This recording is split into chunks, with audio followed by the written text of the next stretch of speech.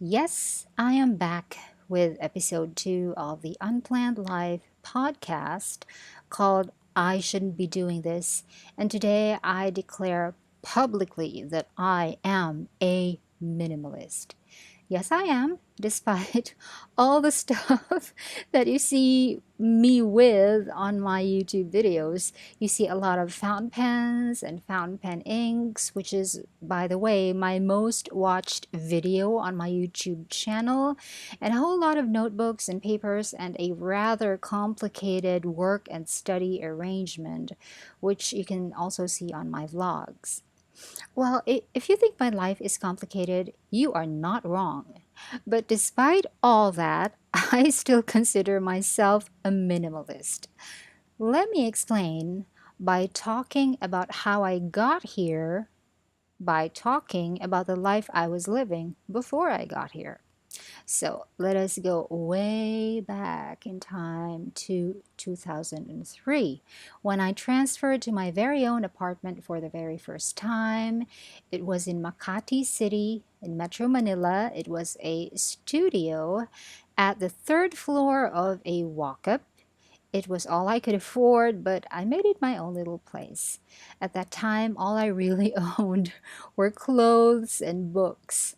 I owned no furniture, but I did have my very first laptop, an Apple iBook, those cute white ones, which my Aunt Rennie helped me to purchase because my funds were limited. And I had a sofa bed, and that's where I slept on the floor.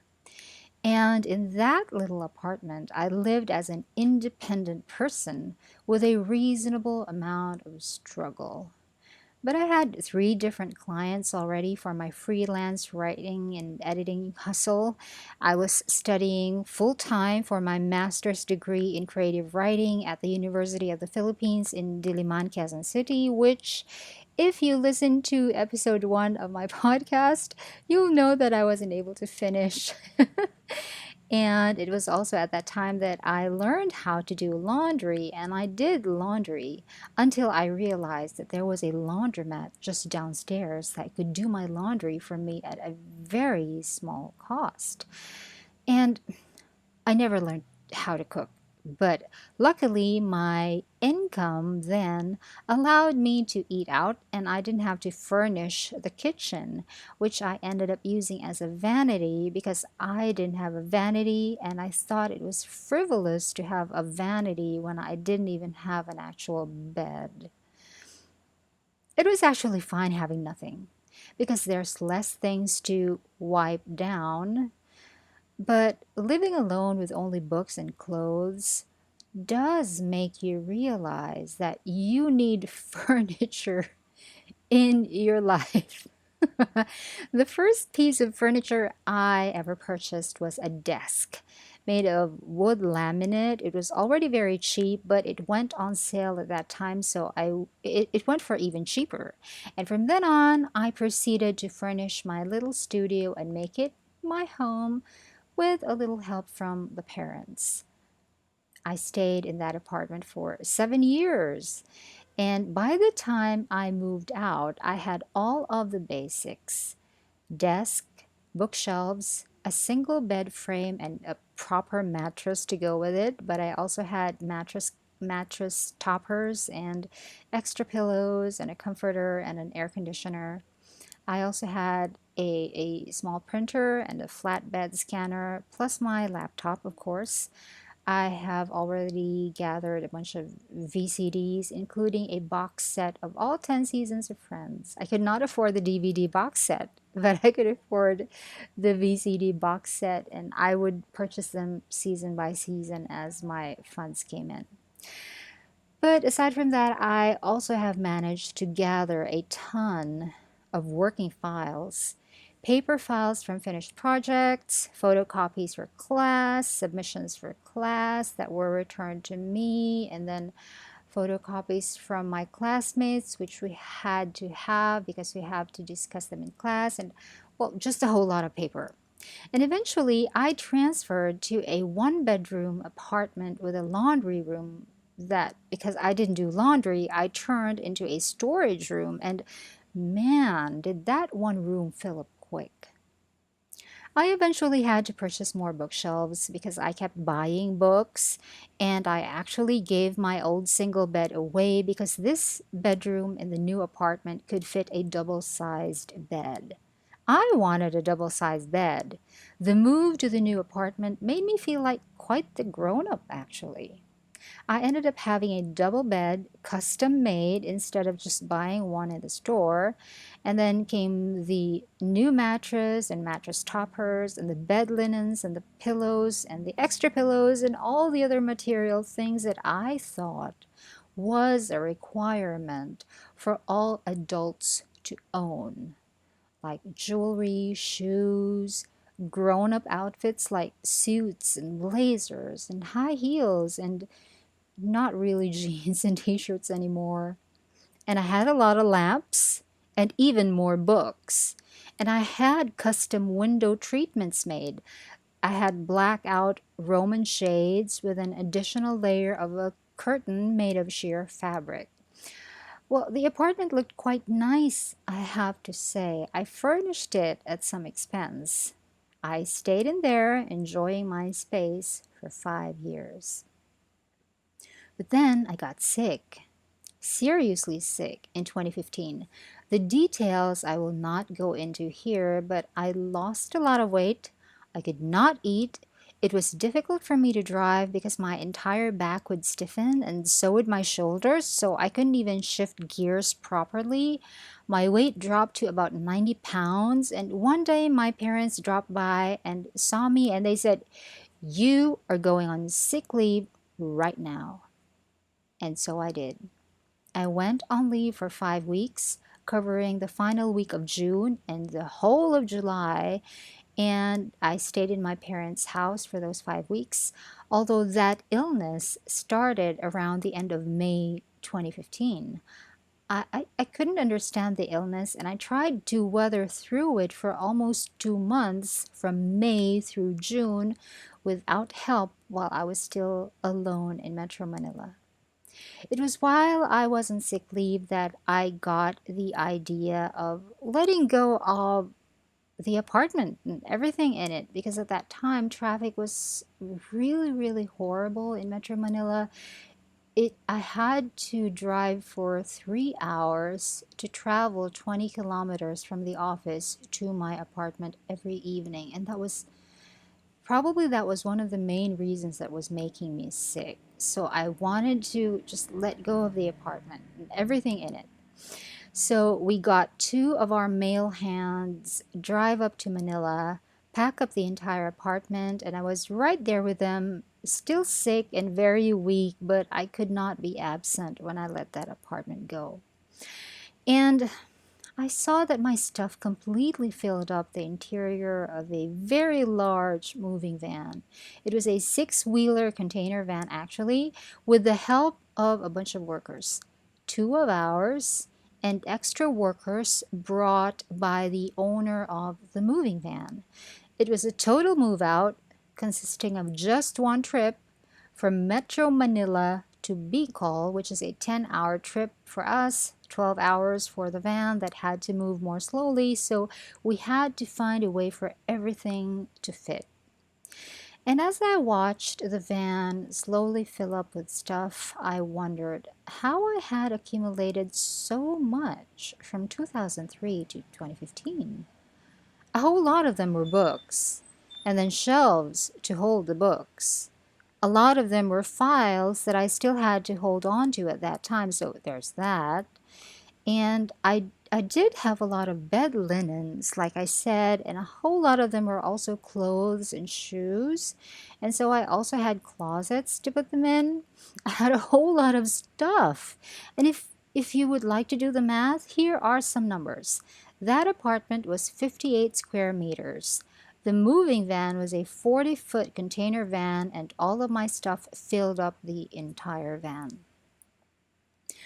My current psychiatrist, Dr. Belmonte, and my endocrinologist, Dr. Cáceres, in Naga City, where I spent my 5 weeks of sick leave, eventually found out what was wrong with me then. And when the treatment started, it was so surprising how quickly I recovered.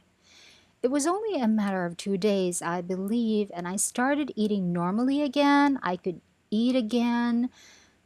I could sleep again. The stiffness in my back completely went away. I no longer had brain fog and I no longer had auditory hallucinations. And by the end of July, I traveled with my parents back to Manila. And by August 1, we found me a new dorm where I had a single bed, a small closet, and a small desk assigned to me. And at first, I didn't know if I would survive, but turns out I loved dorm life. At first, I lived out of a large suitcase because that's all that I brought with me. But I ended up purchasing some things that made my life in the dorm more comfortable beyond the basics.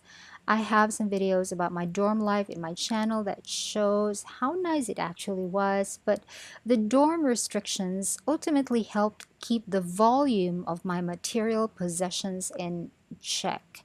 I started using only one kind of clothes, a long-sleeved t-shirt layered under a short sleeved t shirt, and then jeans and rubber shoes and a backpack. It was at that time that I think I have become allergic to buying stuff, and I actually gave a lot of stuff away, mostly to my parents who had just repurchased the small house where I grew up with my siblings, Squidward and Nachi. Together, the three of us are the OG original gang, and my parents were remodeling that small house and they were able to use all of my furniture and and all of my lamps. All of my bed linens went to them as well. In the dorm, I maintained only two sets of bed linens, which I used alternately because the dorm's laundry service takes 3 to 4 days. So I had to have bed linens on my bed, while my other bed linen set was with the laundry service. I've already moved out of that dorm in 2019. And since October 2018, I have been living in one small room in my parents' house, and it contains everything I need. Around the middle of 2019, I have eventually let go of most of my fountain pen collection and kept only a total of 12 fountain pens that actually mean something to me. All of my fountain pen inks in bottles I have already sold, except for a few that I gave as gifts to my parents and friends. The ones in the vials, the small sample vials, are still with me, and that's what I am using now. As for my tons and tons of notebook archives, which are actually my old planners and journals from when I was age 15, which are the physical representation of all of my memories, I'm already in the process of scanning them in high resolution, storing them into an external hard drive, and then shredding the originals. There's still a long way to go for that project, but it gives me great satisfaction to see all of those volumes disappear one by one by one by one. And that is why I say I am a minimalist. Minimalism for me is owning only the things that mean something to me or have a use for me for the moment. When they stop having meaning, I let them go. I sell them to people who will find meaning in them or give them as gifts to people who will find the happiness in them that I no longer have. And all of my clothes now fit inside only one large drawer. I have only three pairs of shoes. None of them are high heels. I have all the physical tools that I need to work and earn money, like my laptop, flatbed scanner, printer, a microphone for doing voiceovers, which is actually just the free earbuds that came with my old iPhone 5S. I have a light stand for making YouTube videos that look over my table and show only my hands, the kind of videos that I always do. I have a light stand for that, which I just scrounged up myself. I didn't have to spend much for that. But I don't use an actual camera for my videos. I just use whatever iPhone that I have, which right now is the iPhone 7, which I did not even buy. It came with the retention plan with a telecom company in 2016. And by the way, talking about that plan, I have just recently said goodbye to that. I am no longer on a cell phone plan. I have a prepaid number, and my iPhone 7 is still good. I just have to have the battery changed every year, which is a very small expense, all things considered. I have made over 400 videos on my YouTube channel over the past 7 years using only whatever iPhone I had at the time. I swear, my YouTube channel is arguably the smallest budgeted YouTube channel ever. And my bag weighs lighter now. And most of the weight comes from my anti-planner notebook and a 100 milliliter spray bottle of alcohol disinfectant because of COVID-19. I have my old bed frame again from the grown-up single bedroom apartment, but I use only two sets of bed linens alternately, and I'm using my old ones. I didn't buy any new ones. I now have only three lamps.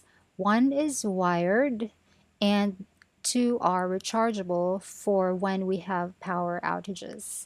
I gave away all of my pashminas to my mother.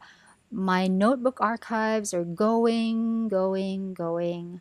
I still journal a lot with my fountain pens and my sample vials of ink, but when a volume is filled, I scan it in high resolution, store all of the files in an external hard drive, and shred the physical notebook. Easy peasy without any drama or heartbreak. The only thing I am not a minimalist about is books. And for good reason. I am a writer and I am in graduate school and I plan to take further studies when I'm done with this one. Books are a necessity, both fiction and nonfiction. And now I'm also a podcaster and I plan to be an informed podcaster. So reading up is a requirement.